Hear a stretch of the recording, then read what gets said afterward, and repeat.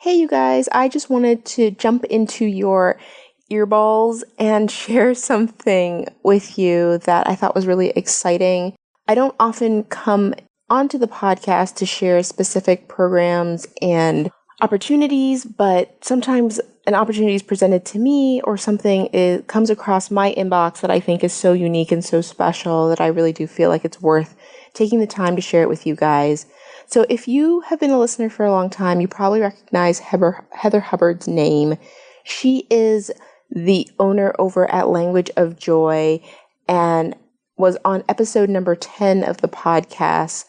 She does some phenomenal work with her clients and runs amazing masterminds and retreats. And this June, she has a retreat in New Mexico called the Life and Law in Balance Summer Retreat. And it's an amazing 4-day experience where she guides her guests through some of the really deep work that's necessary to kind of figure out how to put it all together and get to that next stage in your life as a lawyer.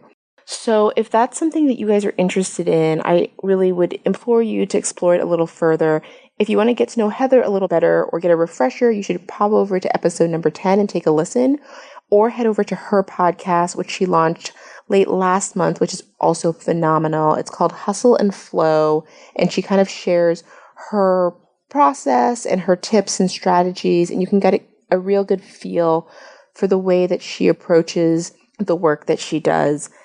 If you want to learn more, the best place to do that would be to head over to bit.ly at bit.ly/lawyer retreat, and that'll send you over to her page to see all the information you need. And I just want you guys to know in full transparency that I am an affiliate of this program, and I am an affiliate because I do believe that it's something of really great value.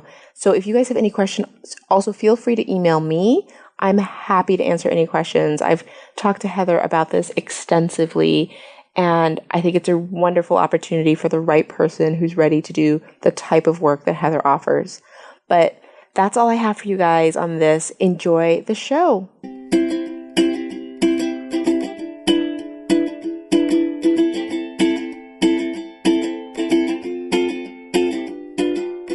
Welcome to the Happy Lawyer Project. I'm your host, Akoma Moronu, and I created this show to help lawyers find happiness in life with a law degree. Together with my guests, we provide the knowledge, insight, skills, inspiration, and encouragement you need to find your happy. On today's show, I chat with Chelsea Fournier. She's a lawyer turned entrepreneur turned online marketer. After hitting a wall in her career, health, and relationships, Chelsea decided to shake up her life and decide what she truly wanted to allow back into her life and what she wanted to intentionally change. She's a big advocate of being open to a plan B in your life and your career. You can learn more about her story at her website, www.chelseafournier.com. And on today's show, you can hear us chat about the importance of mindset when it comes to getting off that well-worn path, habits you can build to make sure that you keep moving forward, and other things that Chelsea does to make sure she's living her best life. Enjoy! Welcome to the Happy Lawyer Project, Chelsea. I am so excited to have you here today. I'm super excited. Thanks for having me. So we have been trying to connect for a while now because I think that you're a lot like me in that you like to keep pretty busy and you pursue a lot of different projects and passions. So I think it'd be great to catch up a little and let me know a little about what you're up to these days, who you are, and what you're doing. Yeah. Well, thank you for having me on. I'm so excited about what you're doing with the Happy Lawyer Project. Eons ago, it seems, when I first started kind of exploring my own entrepreneurial bones in my body, I actually had a podcast that had a similar name, and I had so much fun interviewing people and just hearing their kind of paths and whatnot. So I so respect what you're doing and appreciate it. And I don't want to go like too far back, but I think this is a helpful context because I think sometimes we lose touch with where kind of our roots were from and then kind of get on a path of decision making later. So something that was really integral to me growing up was I actually grew up in the dance world. So I took and assisted in teaching classes most days of the week, which was a super athletic, like fast moving, just high paced life. And then I excelled in college studying law school, realized I had no intentional plan to use a psychology degree, and I ended up going to law school. So in law school, I earned top grades and got on a path of working at a big law firm in Maine. And I share that background because I knew that my natural inclination was to be active, to move, to be creative. Like that's a big part of who I am.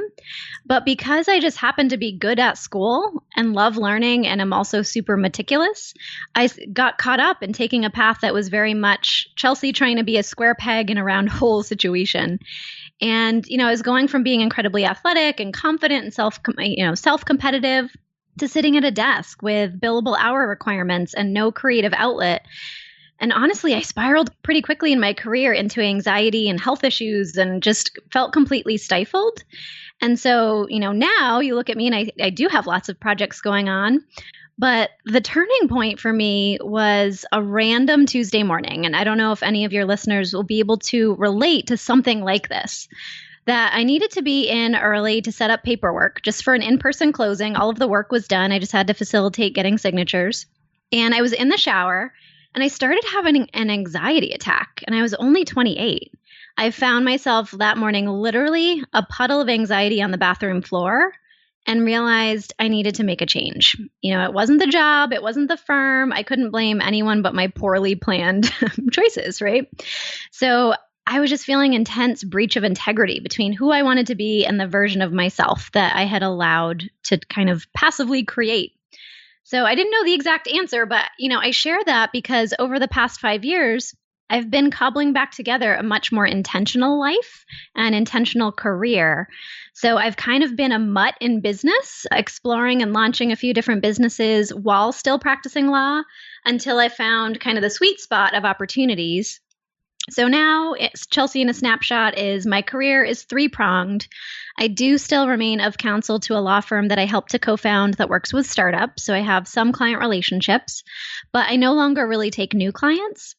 I had an amazing experience over the past 4 years partnering with a young network marketing company in a really fascinating area of natural science. And that's where a big part of my focus is professionally. And in addition to that, in all of my spare time, I actually basically am focusing on getting back to my roots of teaching and coaching entrepreneurs on setting and hitting business goals. So that can look like online courses, like coaching. I do a lot of work in personal branding.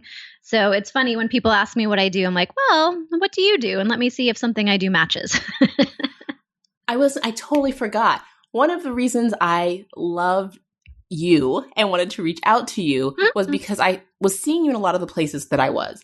And I reached out to you on LinkedIn. I actually just sent you one of those requests and you responded with a message, and I can't remember the exact wording, but it was something to the effect of, I'm happy to connect. Was there something in particular about my profile that you'd be interested in learning more about? And I thought that was such a great way to engage me and give me the opportunity to actually build that relationship. And I've actually been using it. Ooh, nice. Little hack. Yeah. And it's been great. It's given me such wonderful feedback from people about what I'm doing that resonates with them. Yeah, because we're all multifaceted human beings, but I think especially in law, we can just feel very linear, especially in law where there's so many specialties and like you start being a securities lawyer and then a securities lawyer that only works in a certain sector and feel very pigeonholed at the end of the day. But, we all have so much to offer.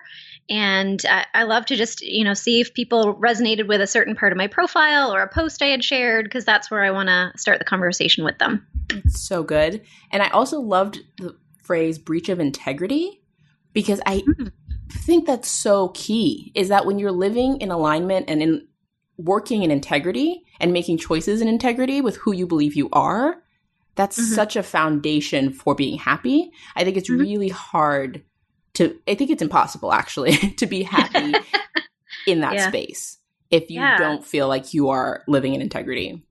Yeah, I'm reading a book. I don't have it in front of me to know the author, but the book is The Big Leap, if you want to check it out. Yes, Gary Hendrick. Yes. So I'm reading that and was like, oh my God, how did he know me? Right? Because so much of, I loved his summary of explaining how many health issues are resolved, quote unquote, magically when someone starts to deal with their lack of integrity between who they want to be and who they've become. Because, I'm sure everybody listening has different beliefs and whatnot, but I truly believe we're all here for a purpose. And when you're out of alignment with that and just getting onto a path of shoulds, I should be doing X, Y, or Z, I think that's where a lot of us become unhappy. And I think especially in the legal profession, there's a lot of shoulds. Yeah, that's an understatement. But I love that book, and I recommend it all the time to lawyers, especially who are trying to make that transition and get to that point where they're like, I'm not cut out for this. Like, this is too hard. Like, I've done hard things and was able to do them before, but the ambiguity feels too hard for them. And they do start to come down with all sorts of weird diseases and like ailments. And they suddenly get anxiety when they never had it before. They suddenly get really sick and they haven't had a cold in 4 years, even though they were billing obscene hours, Right. And it's so interesting. And I had first heard about it from Marie Forleo, and I read it, devoured it in like a weekend, and I was like, yes, this is everything. Totally. So how do you do everything you do? I mean, most young lawyers are struggling to just do their jobs and keep themselves like clean and fed. So what's your secret for getting so much done? Yeah. So here's my perspective on this. So I realized that things had slowly crept in to get me off track, right? So there was this long series of decisions and concessions along the way that took me from being intentional in my planning and decision making, and I'd gone down this path of shoulds. And what I mean by that, the path of shoulds is, I was in the top of my law class, so I should take a spot on law review, even though I hated it, right? I should accept a job offer with a big prestigious firm, even though I went to law school to work with a small firm. I should buy the fancy suits, even though I'm kind of a tomboy. So, but does all of this, it just has to, I was creating this lifestyle that from the outside looking in was just taking up a lot of time and energy. So I realized I'd gone down a slippery slope and was all of a sudden waking up in a life that just didn't resonate with me. So that breach of integrity, but somewhere along the way, I just lost touch with my vision and my personal drive to make it happen. And I don't think I'm the only one that experiences this, for sure, especially through the process of law school and job searching, and you kind of get all these shoulds in your head. So my secret of doing more has been falling back in love with the process of creating a clear and like exciting vision of what I want my life and career to look like. Because what I found was if I was clearer about what I wanted to have happen, I can prioritize ruthlessly. I used to hem and haw, and like making a decision was just horrible for me because I didn't trust that I was making a decision towards something I wanted. I was just saying yes or no, because I felt like I should.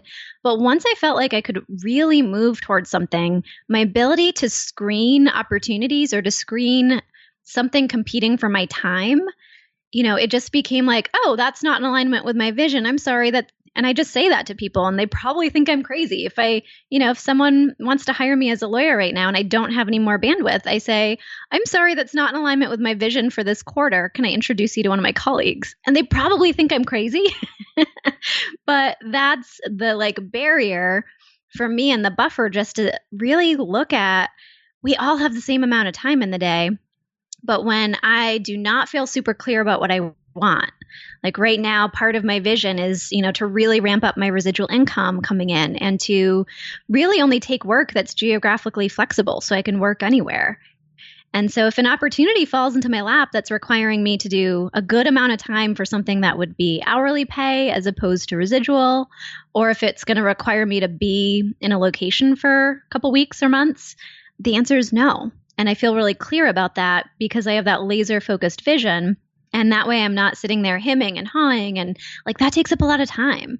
So I think the clearer I've become, and it's not always been a pretty journey, but it's just allowed me to be clearer and prioritize ruthlessly about what I allow into my life and to use my time. I think that's so profound, and people don't really understand how profound because so many people haven't spent enough time creating that vision for themselves. People think they have a vision, but then when they really sit down and with that vision, they realize a lot of it was given to them. Mm-hmm. And one of the things that I really struggle to communicate with my clients and, they really struggle with, and I try to communicate to them, is how important it is for it to be a process. Mm-hmm. You're not going to sit down on the day one of not having done this work and like have a detailed vision. Some people will, but most people, it's going to take some time. And it's also important not to think things are part of the vision just so that you can say you have a vision. Yeah, that's a good point. Also get you off track, right? Like, yeah. Because I think sometimes people are like, well, I really want to own a house. And I'm like, okay. And they're like, and it needs to be this, this, and this. And they just start daydreaming about the house. And I'm like, but does any of that actually matter to you? Or have you just been watching a lot of HGTV this weekend? Like, because we could get you the house. Right. But not if it's not, you can only spend, we all have the same amount of time, and you can only spend your time focusing on the things that are really important if you know what's really important. Yeah. Yeah. I think that's really true. And especially in kind of private practice, for those of your, listeners that are in private practice, you kind of become the average of the 5 people you hang out with. And if a lot of your colleagues are in kind of a settling, kind of humdrum, I show up, I do good work, but not dreaming bigger than that, you feel super crazy if you're the one sitting there saying, but I want more. And even if it's you want to stay in practice, but do it in a different way, or have more time for yourself, or give back to the community, like anything that's not quote unquote normal, you start to talk yourself out of sometimes if you don't have that acceptance that it is a process, that you might say something out loud that people think is crazy, and that's okay. And you don't have to stand by it if your ideas shift, but it's just saying something crazy is just like part of the process. Exactly. And I think that if people don't look at you like you're crazy every once in a while, you're probably not putting enough out there. Totally. On either end, whether what you want seems so ordinary that like they're like, really? Yeah. Or so out there that people are like, really? But I just feel like you really need to be asking for what you want and sharing it with those who are close to you, because that's how those things come to fruition. Yeah. And when you're just saying things and every single person in the room is nodding along, I think it's rare for that to be the right path. Yeah, for sure. So we're both really, I think, big fans of habit building, because I think it helps to take some of the pressure, for me at least, in day-to-day decision making, and allows me to focus on the things that drive me towards my dreams. What habits are you cultivating right now? Yeah. Oh, I love this. Habits are kind of my obsession. So I want this. So I'll tell you my 3 habits that I focus on daily. But just to back up for a second, like I wish I had like this beautiful morning routine and, everything fell into place every day. But some days, in order to do these habits, I've got to like trick myself into it. And some days I skip it and I feel a major difference. But over the past couple of years, I've been doing a lot of self-learning around the Pareto principle, or the 80-20 rule. And this is why I trick myself into choosing habits and sticking with them. Because that Pareto principle basically says that for everything you do, you'll get 80% of your results from 20% of your most efficient effort. So for me, this is just me, I found that my 20% has to come from being in a positive and grounded mindset. So if I can be disciplined around habits of keeping myself in that positive and just focused mindset, I'm better able to make decisions, to use my time productively, to like stick to priorities. And so the 3 habits for me, I can kind of lay them out real quick and go a little bit deeper if you want. But for me, what I've found, if I start my morning, or honestly, some days I skip the morning because I try to talk myself out of it and, that I don't have time. And then later at 2, I'm like, oh my God, why did I skip it? I'm taking a half hour right now. But for me, it's meditation, vision statement reading, and affirmations, kind of that little trifecta. It's really focused, intentional planning habits, and being committed to never stop learning, to like be a voracious learner and increase kind of my confidence through that. So those 3, kind of the meditation, vision statement, affirmations, are a super quick, like 20-minute cycle that I do. And then intentional planning is something I try to stick to at least every couple days. I have kind of a specific routine that I go through, and then just every day to kind of make sure that I'm learning something new. I think it's so interesting because I have 3 as well. And I was waiting to hear what yours were. And ours are so similar, but they're like, the different sides of the same coin. So I would say that my first one is around my gratitude practice. Okay. And, mindfulness, gratitude. And then the second is also about strategic planning and intentionality. but I do mine once a week. And I kind of got rid of to-do lists and things just go straight on my calendar. Yeah. So I make the decision once, both about what I'm going to do and when I'm going to do it. Yep. And then, because the list just creates an opportunity for me to have to make a decision again later. Yeah, that makes sense. And then the last one is about doing something that scares me. Ooh, I like that. So challenging myself. And I think that aligns a lot with your learning something new. I found that I wasn't doing enough hard stuff. I was really playing it safe and doing interesting things, but only interesting things that I knew I could do well, you know? Yeah. And at some point, nothing's going to really change in a dramatic way, and nothing really big is going to happen from playing it safe. So how often do you try to scare yourself? Well, sometimes it's small things, right? Sometimes it's just sending an email to someone who I'd love to have on the podcast, who I know there's like no chance in hell that I'll get them on the podcast. Yeah. And I just will sit there and stare at the email. And I'm like, just hit send. And I'm like, just hit send. And then I spend like 2 days like checking my email because I'm like, I hope they don't respond. It'd be better if they just didn't respond. Because if they didn't respond, I could check in like 6 months and they wouldn't have rejected me. Like, no answer is better than a no, because I can work with no answer.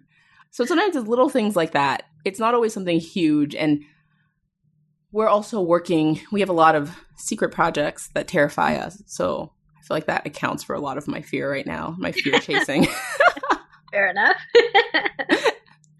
Well, I so agree, like, of putting things on your calendar. So my intentional planning process is called a brain dump. It's actually a teaching from Mel Robbins. I love Mel Robbins. She spoke live at a conference for my company recently, and I just loved the concept of a brain dump and that she's, a lawyer doing other cool things. Yep. I actually emailed her after the conference and did not hear back, so I hear you. I know she liked one of my tweets once, and I was like, oh my God. Oh my God, Mel Robbins. But what I do, so in the brain dump, I take one sheet of paper. I've actually gone back to lists because this allows me to play to my strength of really forcing myself to prioritize ruthlessly. That I have, the top left of every one of my to-do lists is about, my website and online courses. The top right is about my home-based business. Bottom right is personal, and bottom left is a consulting gig I'm working on.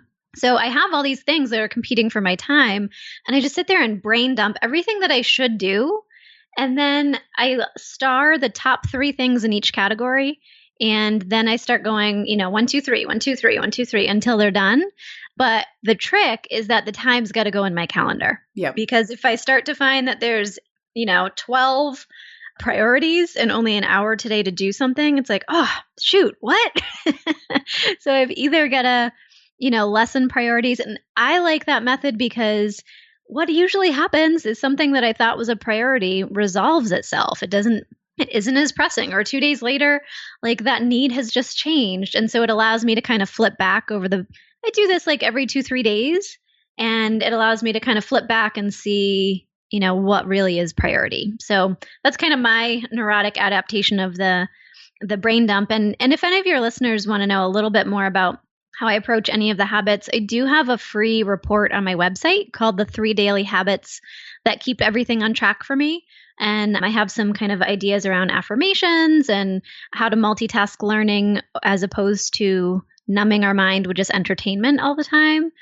So that free report is available for your listeners to grab if they're interested. Great. I'm going to definitely leave a link in the show notes so you guys can head over to the website, and I'll have it there for you.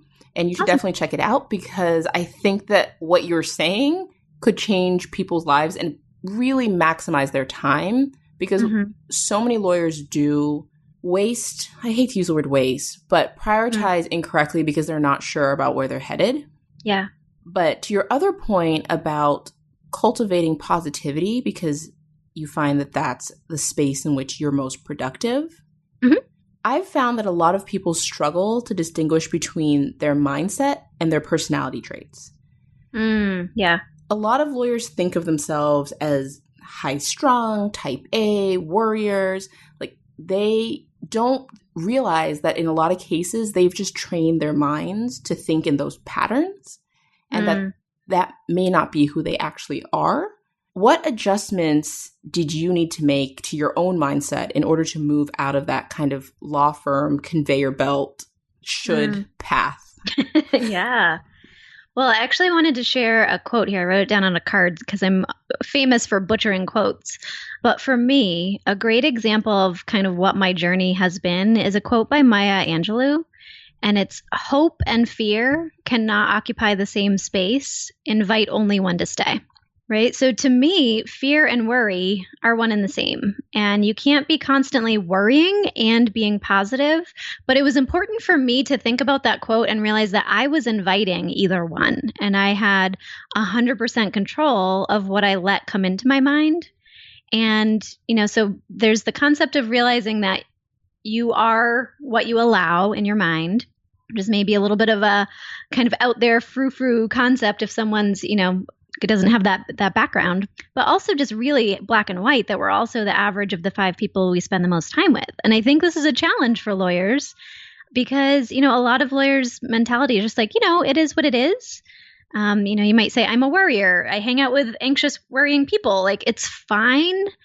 But I swear, the 4-letter word that I think is the worst for our entire society is the word fine. Agreed.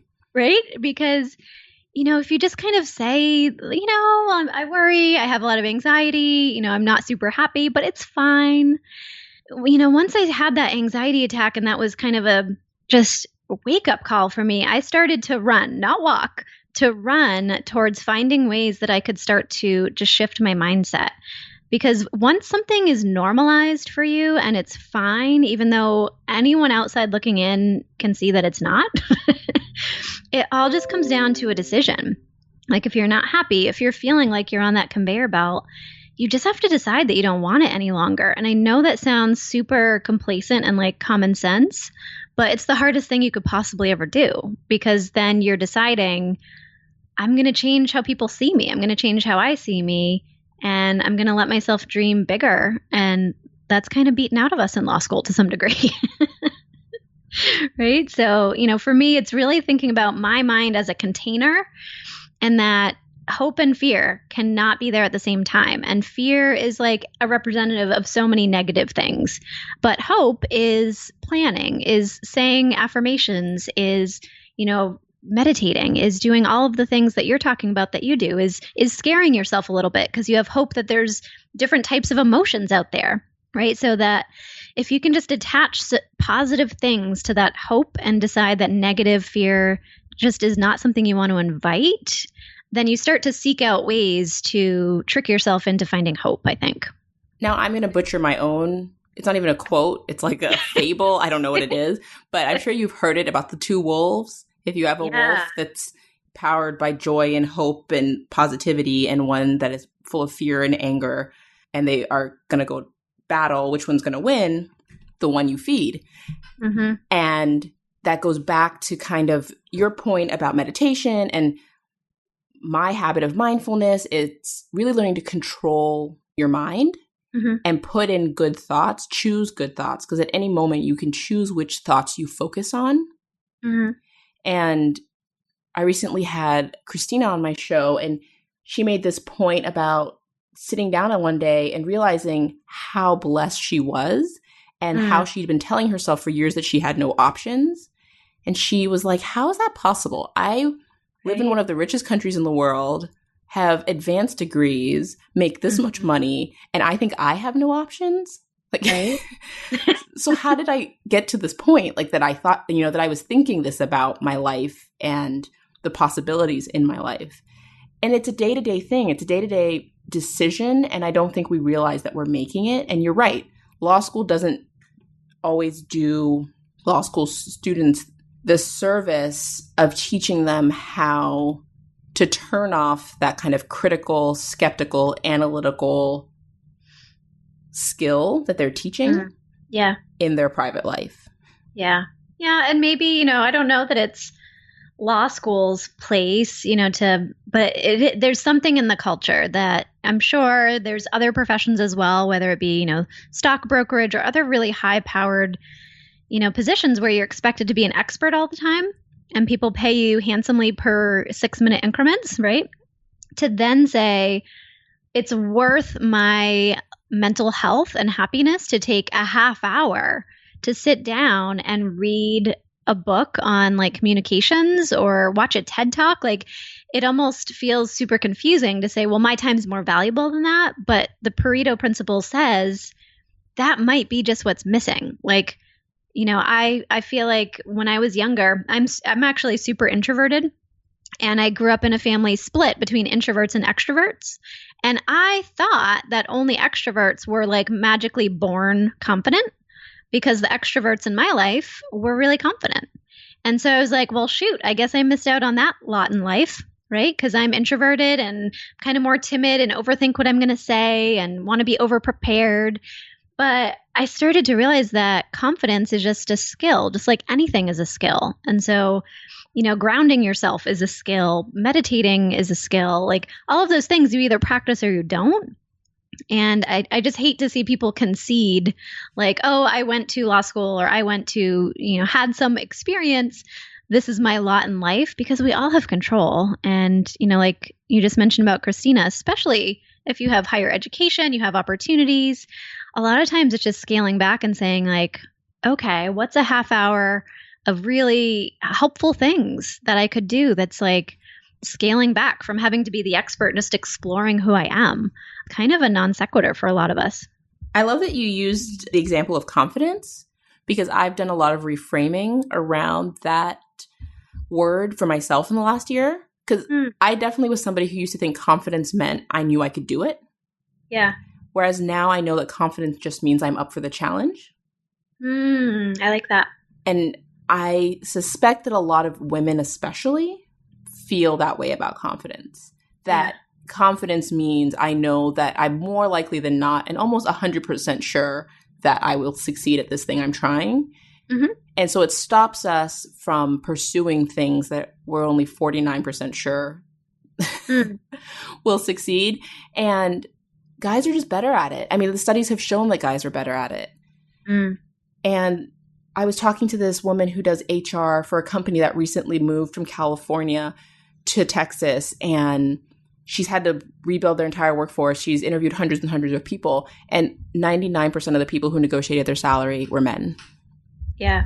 And that's not to blame women for income the discrepancies and the gap in income, but that is to say that we do have to do our part to step into the space and really demand and ask for what we want and what we deserve and know our worth. And that includes at law firms, that includes at home. And the beginning of that starts with having clarity around what you want and to stop serving other people's expectations of you. Yeah, I think that hits the nail right on the head of like, I truly believe in any conversation between two people, the person with the highest vibration or the highest clarity is going to win, right? Yep. And so when you try something new, you're not going to have that initial confidence or that, that I hate the phrase fake it till you make it. So you've got to like give yourself the time to gain your clarity and to gain that natural vibration. And I remember this, that when I first started working in the network marketing industry, people would be like, you left, you're a lawyer. Why are you doing this? And I didn't have that vibration yet. I didn't have the surety of what I was doing. And so I would feel smaller in the conversation and I would like replay it over and over and in my head later and be like, well, this is what I should have said and blah, blah, blah. But now I'm like so rock solid in what I'm doing. Like nobody could shake my belief in the industry and in the particular company I'm working with. And so not that it's like to downplay other people's opinions, but in a conversation now, I know that I have the higher vibration and clarity. And so people usually become curious of like, oh, really? That's interesting. So whatever you're doing that's new, especially I think in our profession, we put a lot of pressure to be the expert and to show up day one as a, high level player. But I think that's why a lot of us are scared to try something else, because there is the positive connotation of being a lawyer and to say, well, I'm going to start this on the side or, I'm going to take some time off. It just feels like you're conceding a loss, but I don't see it that way at all. And so that, thinking about the clarity and the vibration and just being honest with who you are and where you're going and making that decision is, I think, the hardest part. Because once that comes together, and you have, rock solid belief in where you're going, even if it changes, like who cares? Even if your vision changes down the road, every step of the way, if you're like, this is where I'm going right now and I feel super good about it, that's my biggest journey. And that's why every single day I've got to force myself to meditate and to read my vision statement and redraft it if I need to, or say my affirmations before I walk into a meeting I'm nervous about. And it's whatever you need to do to trick yourself into knowing you're worth it that, I think a lot of us just skim over and gloss over that need, but it's something we all need. I would love it if you could share one of your affirmations that you use that you think would be really helpful. Because I also have started, I think of them more like mottos, but they're the same concept. Yeah. So I use kind of the same beginning of a phrase and then have a bunch of bullet points. So I say, I am open, ready, and willing to receive. And then ... So for me, my first one is I am open, ready, and willing to receive massive amounts of abundance into my life. I'm open, ready, and willing to receive massive amounts of unconditional love into my heart. Right. So I choose areas of my life that I really want to focus on and be open. Because for me, I can say a mantra all day long, but unless I really feel the emotion of opening my heart or opening my world for it to happen, it feels really flat. And so that's the phraseology that's worked best for me, to just like say, my 8 affirmations in a row and really take a second between to breathe and feel it. And it's so funny because if me 5 years ago would have thought that this was complete juju, because I'm such a black and white person, but this is all figuring out the gray area of Chelsea and realizing, what do I need to make me tick? And the affirmations are something that really, really helped me. I mean, I also agree. I totally, 5 years ago, even like 2 years ago, I would have, and I know I did, because I remember first hearing about these things before I was ready. And they just didn't resonate with me at all. And only in the last couple of years have I been in the mind space and in the head space to understand the value of affirmations. And of course, I still did the lawyerly thing and researched it thoroughly to understand the science behind why such crap could work. Yeah. And, there's the less scientific way of saying it, which feels really woo-woo and like out there. But then when you get into the science of what your mind does and how your mind works with thought, and how your mind doesn't know the difference between a thought you think and experience you have, And so we can't tell if we're lying to ourselves, so might as well lie something positive. Correct. Which is like part of it's kind of crazy, right? And it's so fascinating to me when you think of your mind and your like experience of your mind is separate. But I could spend a whole nother podcast on this. So I don't want to get too much into the science behind why affirmations work. I'm going to ask everyone to take our word for it. Take a leap of faith. It will not kill you. The worst thing that could happen is you're going to feel a little silly for the couple of days that you do it. Yeah. But I think it will really change your outlook if you stick to it. For sure. I'm looking at the time, and I would just want to ask you a couple more questions before we wrap up. What's the best way for people to connect with you, learn more about what you do? Yeah, absolutely. So I have a shiny new website, chelseafournier.com, where you can learn more about my story, check out my blog. I do have that free report of my 3 daily habits. And also between our interview now and this going live, I'm going to also have a new freebie of the actual like layout of my vision statement and affirmations. So like a little Mad Libs of how to dip your toe into speaking positively. So I can get a link to that for your listeners as well. And I'm super active on Facebook. I do free live trainings at least 3 times a week on my Facebook Live. And I'm found at Chelsea Fournier Online. And I talk about mindset shifts, skills mastery, and kind of what you need to do to shift yourself into just like making it happen, whatever that is for you. I love all of that. And I'm super excited to share everything you do. And you're always so positive and bring so much value on your Facebook Lives. And I love that you do those. And there's such easy and accessible messages for people. And if there's what easier way to access something than on Facebook, right? Like, yeah, right? You're on it anyway. Exactly. So I just want to say such a huge thank you to you for sharing your story and being so candid and sharing all of your insights with my audience. But before I let you go, could you share what you think is the secret? One thing, if you could boil it down, between those lawyers who find happiness and those lawyers who remain unhappy. Yeah, I think in order to find that true fulfillment, you just need to picture what it is you want your day to be like, what you want your life to be like. It could mean staying in the career that you're in, but finding a different way to approach it. I think it really just comes down to allowing yourself to dream bigger and to stop settling for what is fine and to let that vision grow. And it just comes down to a decision. You know, if people are listening to your podcast for the inspiration to make a quote unquote change, there's a big difference between being curious and being committed to change. And that just takes a decision. Oh, I love that. There's a difference between being curious and being committed. So everybody get out there, be committed. Yeah. Thank you, Chelsea. Yeah, thank you for having me. I support everything you do. Let me know if there's anything I can do for any of your listeners. Will do. Thank you for joining me for the Happy Lawyer Project podcast. Please head over to my website, www.thehappylawyerproject.com, for more information from today's show. While you're there, I'd love it if you'd leave me your thoughts on the show. You can also connect with me on LinkedIn, Facebook, or follow me on Instagram. If you've enjoyed the show, please share it with your friends. And don't forget to head over to iTunes to subscribe and review the show. As you know, each rating helps more listeners find the show and helps me get awesome guests on here for you guys. If there's anyone you'd like me to have on the show, or if you'd like to be on the show, head over to my website and let me know, or send me an email at okema, OKEOMA, @thehappylawyerproject.com. A special thanks to everyone who's left a review, sent me an email, or reached out to me in any way. I appreciate you. Thank you again for spending this time with me, and if you would like to learn more about working in your gift and living your passion, head over to the website for a free gift. Until next time, bye!